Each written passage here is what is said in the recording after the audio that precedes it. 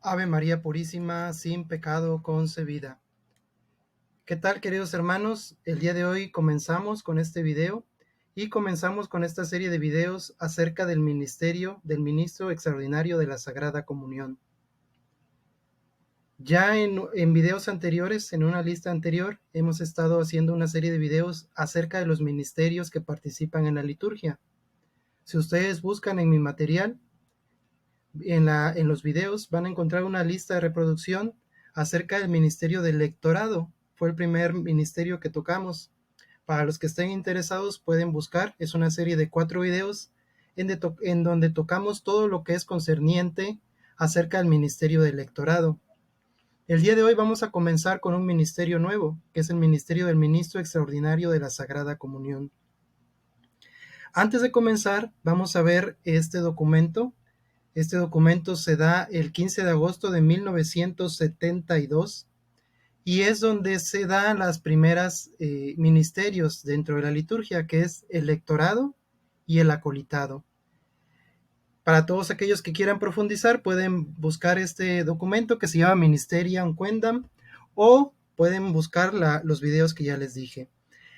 ¿Qué es lo interesante de este documento? En este documento nos cuentan cómo era la liturgia antes de lo que fue el Concilio Vaticano II. Decía que participaban en la liturgia solamente aquellos varones que estaban buscando el orden sagrado. Entonces decía que teníamos diferentes órdenes, y se dividían en dos, básicamente menores y mayores. Las menores eran los misterios del ostariado, lectorado, exorcistado y acolitado. Y teníamos las órdenes mayores, que era diaconado, presbiterado y el episcopado, conocido como las órdenes mayores. Así se dividían. Antes de la reforma, solamente participaban ya sea aquellos que estaban buscando el sacramento del orden o los que ya lo tenían. Sin embargo, con esta reforma se introduce estos ministerios y también se cambian. Ahora ya no son órdenes menores, sino empiezan a salir nuevos ministerios y los primeros fueron lectorado y acolitado. Y estos también se abren a la posibilidad de que sean, que se den estos ministerios también a laicos. Entonces, aquí en este documento explica eso. Alguien que esté interesado en esto, le digo, pueden consultar este documento. Ahora vamos a esta instrucción, que es la Immensen Caritatis. Aquí se dan las razones por la cual fue instituido este nuevo ministerio, que es el ministro extraordinario de la Sagrada Comunión. Esto se da mediante este documento que se llama Immense Caritatis. Ustedes lo pueden buscar también. Vamos a ver qué es lo que nos dice este documento. Primero nos pone los antecedentes del por qué se da este ministerio. Dice: el testamento de infinita caridad que Jesucristo nuestro Señor dejó a su esposa la Iglesia, es decir, el don inefable de la Eucaristía, el mayor de todos, exige un conocimiento cada día más profundo de tan gran ministerio y una participación más plena de su eficacia salvadora.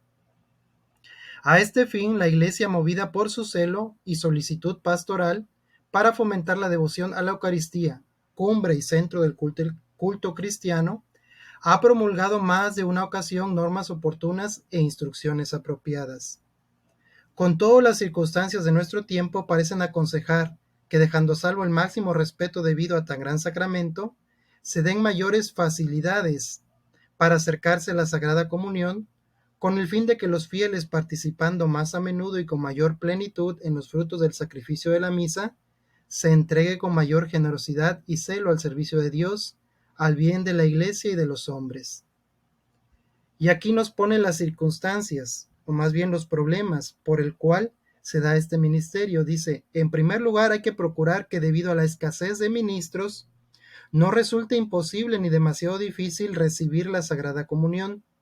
En segundo lugar, que los enfermos no se vean privados del gran consuelo espiritual de la Sagrada Comunión por no observarse la ley del ayuno eucarístico, aunque ya bastante mitigada. Finalmente, parece conveniente que en algunas circunstancias se permita a los fieles que lo pidan lícitamente la comunión sacramental 2 veces en el mismo día. Por tanto, acogiendo favorablemente los deseos manifestados por algunas conferencias episcopales, se establecen las siguientes normas relativas a los siguientes puntos. Aquí nos están dando cuál era la problemática. Uno, la escasez de ministros. Otro también era el ayuno eucarístico, que muchas veces no permitía al enfermo poder recibir la comunión. Nos habla también de las veces en que lícitamente podemos recibir la comunión, que nos habla de que es 2 veces en un mismo día. Y este documento toca 4 puntos fundamentales. El primer lugar, y es el que nos compete, la institución de los ministros extraordinarios de la Sagrada Comunión. Segundo tema que toca, facultades más amplias para recibir la Sagrada Comunión 2 veces al día. Aquí con esta instrucción se faculta que una persona puede recibir hasta 2 veces al día la Sagrada Comunión, el mismo día. El tercer punto habla de la mitigación del ayuno eucarístico en favor de los enfermos y personas de edad avanzada. En este punto, tanto a los enfermos como a las personas de edad avanzada, no se les dispensa de ese ayuno eucarístico. ¿Por qué? Porque tienen que tomar medicinas, etc. Solamente esta dispensa existe para enfermos y para personas de edad avanzada. El cuarto punto es la devoción y reverencia debida al Santísimo Sacramento cuando el pan eucarístico se deposita en las manos de los fieles. Bueno, estos son los 4 puntos que toca esta instrucción y hace estos cambios. Sin embargo, por la naturaleza del tema que estamos tocando, solamente vamos a ver el tema 1 y el tema 4, que son propios de lo que es este ministerio. ¿Qué dice acerca de los ministros extraordinarios de la Sagrada Comunión? Aquí vamos a ver cómo se da este ministerio y el por qué. Dice, las circunstancias en que pueden ser insuficientes el número de ministros ordinarios para administrar la Sagrada Comunión son varias. Aquí nada más cabe hacer hincapié que cuando habla de ministros ordinarios se refiere a los sacerdotes, que son los que deben dar la Sagrada Comunión. Dice, durante la celebración, cuando es muy grande la asistencia de fieles o el celebrante se encuentra impedido por alguna dificultad especial. Dentro de la misa va a poder participar un ministro extraordinario bajo las siguientes circunstancias que nos dice ahí. Cuando es muy grande la asistencia de los fieles o cuando el celebrante se encuentra impedido por alguna dificultad o por alguna enfermedad. Fuera de la misa, dice, cuando las distancias se hacen difícil llevar las sagradas especies, sobre todo en forma de viático, a los enfermos en peligro de muerte y también cuando es tan grande el número de enfermos, sobre todo en hospitales o instituciones que hacen falta bastantes ministros para la distribución de la comunión. Segundo punto también, cuando es mucha la cantidad de enfermos y el sacerdote no se daría abasto de llevarlos, entonces ahí es cuando pueden hacer la función los ministros extraordinarios de la Sagrada Comunión.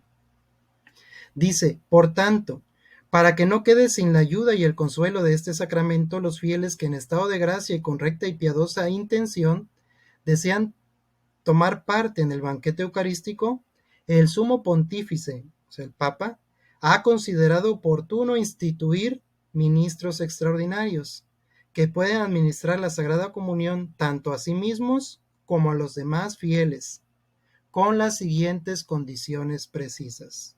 ¿Ok? Aquí ya vemos cómo el sumo pontífice, el Papa, instituye este ministerio. ¿Cuándo? ¿Cuáles son las condiciones para que exista este ministerio? Aquí las vamos a ver. Dice, cuando los ordinarios del lugar tienen facultad para permitir a personas idóneas, elegidas individualmente como ministros extraordinarios en casos concretos, o también por un periodo determinado, o en caso de necesidad de modo permanente, que se administren a sí mismo el pan eucarístico, lo distribuyan a los demás fieles y los lleven a los enfermos en sus casas. Esto solamente se permite cuando, 1, cuando falte el sacerdote, cuando no haya diácono o cuando no haya el acólito instituido. Segundo, cuando los mismos, es decir, los sacerdotes, se hallen impedidos de distribuir la Sagrada Comunión a causa de otro ministerio pastoral, por enfermedad o por motivo de una edad avanzada. Tercero, Cuando el número de fieles que desean acercarse a la Sagrada Comunión sea tan grande que se prolongaría demasiado la duración de la misa, o la distribución de la comunión fuera de misa. Esos son los 3 puntos en los cuales se instituye este ministerio. Cuando falta el sacerdote, cuando no haya diácono ni acólito, cuando el sacerdote esté impedido y cuando el número de fieles sea demasiado grande. Los mismos ordinarios del lugar tienen la facultad para permitir que los sacerdotes dedicados al sagrado misterio puedan designar una persona idónea, que en caso de verdadera necesidad distribuya la Sagrada Comunión ad actum. Es decir, aquí dice el ordinario del lugar, el obispo, tiene la facultad de permitirle a los sacerdotes para que ellos puedan designar a una persona idónea para este ministerio. Y este ministerio se llama extraordinario porque es solamente en casos especiales, como ya los vimos. Y también puede ser en situaciones muy especiales, que se le llama ad actum. Es decir, si en una misa hay muchos fieles, no hay ministros ya que ya están instituidos, el sacerdote tiene la facultad de en ese momento instituir a una persona como ministro extraordinario, pero solamente para ese acto, por eso se llama ad actum. Y también el nombre de extraordinario, solamente en casos extraordinarios. Dice, los ordinarios del lugar podrán delegar esta facultad de sus obispos auxiliares, vicarios, episcopales, delegados y episcopales. Es decir, el obispo puede delegar la facultad a estas personas. Cuarto punto dice, la designación de la persona idónea, que se hablan los números 1 y 2, será teniendo presente el siguiente orden, que puede ser cambiado, sin embargo, según el prudente parecer del ordinario del lugar, es decir, del obispo, que sea lector, que sea alumno de seminario mayor, religioso, religiosa, catequista, fiel, varón o mujer. Entonces aquí vemos que también dentro de este ministerio ya contempla que puede ser un varón, pero también que pueda ser una mujer. En los oratorios de comunidades religiosas de ambos sexos, el encargado de distribuir la Sagrada Comunión en las circunstancias enumeradas en el número 1 puede confiarse obviamente al superior que carezca del orden sagrado, o a la superiora, o a sus respectivos vicarios. Bueno, esto es en caso de los particulares de comunidades religiosas. Sexto, si se dispone de tiempo suficiente, conviene que la persona idónea escogida individualmente por el ordinario del lugar para la distribución de la Sagrada Comunión y la persona elegida para el mismo fin por el sacerdote, que tenga facultad, conforme a lo dicho en número 2, reciban el mandato de acuerdo con el rito anexo a esta instrucción y que distribuya la Sagrada Comunión ateniéndose a las normas litúrgicas. Es importante, queridos hermanos, este punto es muy indispensable. En primer lugar, que tiene que elegir a la persona y como dice, se tiene que escoger individualmente, ¿verdad? No es un grupo de personas así al azar. El sacerdote tiene que buscar a la persona que él considere idónea para este ministerio. Y algo importante que nos dice que deben recibir este ministerio bajo el rito aprobado y obviamente con la facultad que dio el obispo al sacerdote para instituir este rito. Se instituye con un rito que viene también en esta instrucción y dice, para que pueda distribuir la Sagrada Comunión, y algo muy importante que dice, ateniéndose a las normas litúrgicas. Es decir, bueno, continúo y ahorita termino con esto. Dice, como estas facultades han sido concedidas únicamente para el bien espiritual de los fieles, y pensando en casos de verdadera necesidad, tengan presente los sacerdotes que tales facultades no se les dispensan del deber de distribuir la Eucaristía a los fieles que legítimamente la pidan, y en modo particular de llevarla y darla a los enfermos. Algo que nos aclara también esto es muy importante.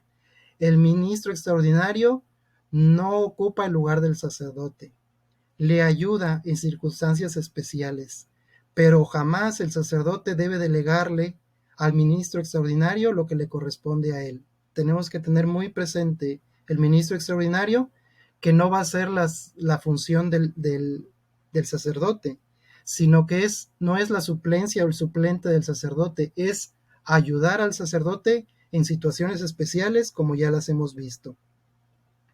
Dice, el fiel designado ministro extraordinario de la Sagrada Comunión y debidamente preparado deberá distinguirse por su vida cristiana, por su fe, sus buenas costumbres, Se esforzará por ser digno de este nobilísimo encargo, cultivará la devoción a la Sagrada Eucaristía y dará ejemplo a los demás fieles de respeto al Santísimo Sacramento del altar.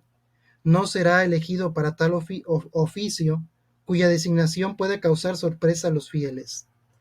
Algo muy importante que destacar aquí, dice, y es porque el sacerdote elige individualmente, porque debe ser una persona que en primer lugar, dice aquí, esté preparado. Debe distinguirse por una vida cristiana, por su fe y sus buenas costumbres. También dice que nos debemos de esforzar por ser dignos de este ministerio. Tenemos que cultivar una devoción a la Sagrada Eucaristía y ser ejemplo para los demás de respeto al Santísimo Sacramento, por lo cual se debe de evitar la designación a personas que puedan causar sorpresa a los fieles. Y aquí es labor del sacerdote, individualmente escoger a las personas. Alguien podrá decir, bueno, es que si una persona está en una situación irregular, ¿puede o no puede? Bueno, son casos particulares que el sacerdote debe discernir con la persona. Aquí no se puede hablar de manera general o decir este sí o este no por tal o cual circunstancia. El sacerdote deberá ver eso, ¿verdad? Deberá platicarlo, deberá pues atenerse a lo que aquí dice y pues también dejemos que el sacerdote haga, porque muchas veces se critica, pero no sabemos las circunstancias o el por qué. Entonces, eso es lo que tiene que hacer el sacerdote, esa es su labor, el de poder escoger a esas personas. Y por último vamos a ver otro tema también, que es el de la comunión en la mano. Y algo muy importante, porque aquí decía que el ministro extraordinario se debe atener a las normas litúrgicas, las debe de conocer. Por eso también es muy alarmante que podemos encontrar ministros extraordinarios que estén en contra de la comunión en la mano, porque la posición de la Iglesia jamás ha rechazado la comunión en la mano. Si alguien quisiera profundizar más, yo le recomiendo que busque esta instrucción, la Memoriale Domini, que se dio 3 años antes de esta instrucción. Ahorita vamos a ver la fecha. En esta instrucción Memoriale Domini, ahí viene por qué cuando se faculta a muchas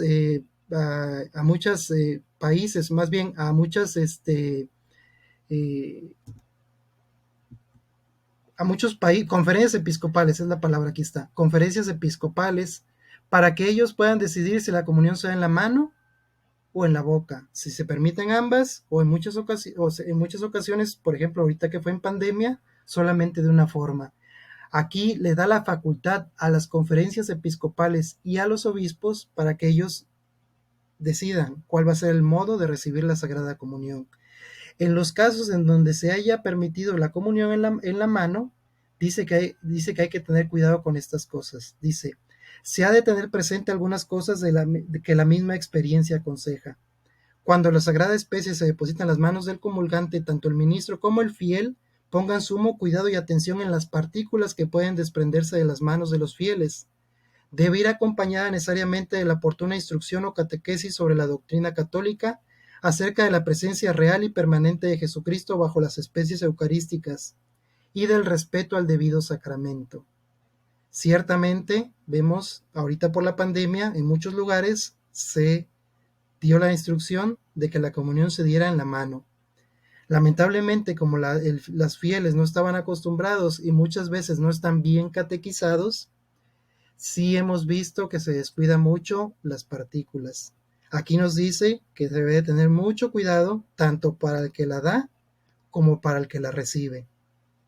Aprovechemos esta oportunidad para todas personas, aquellas personas que estén viendo este video, pedirles y decirles los que nos enseña la Iglesia. Hay que tener sumo cuidado con todas las partículas que pueden desprenderse cuando uno recibe o se da la comunión en la mano.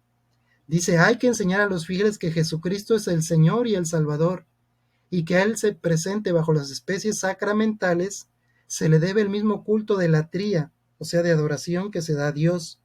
Se advierte también a los fieles que después del banquete eucarístico no descuiden una sincera y oportuna acción de gracias que corresponde a la capacidad, estado y ocupación de cada uno.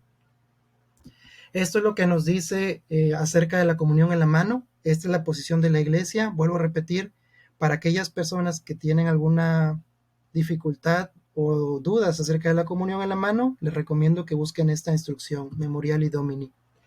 Dice, finalmente, para que la participación en esta mesa celeste sea plena, digna y fructífera, se deben explicar a los fieles los bienes y los frutos que se derivan de ellas, para los individuos y para la sociedad, de modo que la habitual familiaridad con el sacramento demuestre respeto, alimente el íntimo amor del padre de familia que nos procura el pan de cada día y conduzca a una viva unión con Cristo, de cuya carne y sangre participamos. Esto se dio por Pablo VI en 1973. Quiere decir que la Memoriali Domini se da en 1970 para aquellos que lo quieran buscar. Bueno, y ya finalmente yo quisiera recomendarles a todos los ministros extraordinarios de la Sagrada Comunión este libro, que se llama Ritual de la Sagrada Comunión y del Culto Eucarístico fuera de misa. En este libro, en este ritual, aquí viene este documento, el que estamos viendo, el de Immense Caritatis. Aquí viene también la forma de celebrar la celebración de la palabra por un ministro. Aquí viene también cómo se hace el rito para la comunión a los enfermos. Entonces les recomiendo yo, para los que puedan conseguir este ritual. De hecho, nosotros en mi parroquia es el que utilizamos tanto para las celebraciones como el rito para llevarle la comunión a los enfermos. Pues bueno, voy a dejar hasta aquí el primer video. Les invito, dos cosas importantes: que me ayuden a suscribirse en mi canal de YouTube, Católico Virtual 624.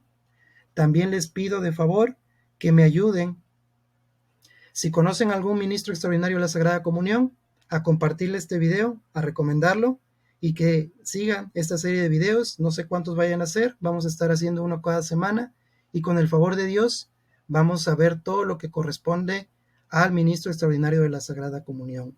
Vamos a ver algunos documentos, vamos a ver qué nos dice, cómo debe de hacer su labor el ministro extraordinario de la Sagrada Comunión, y vamos también a ver documentos que nos da la diócesis para los ministros extraordinarios. Pues hasta aquí dejamos este video, queridos hermanos. Paz y bien para todos, y con el favor de Dios nos vemos en el próximo video. Paz y bien para todos, excelente día, bendiciones. Adiós.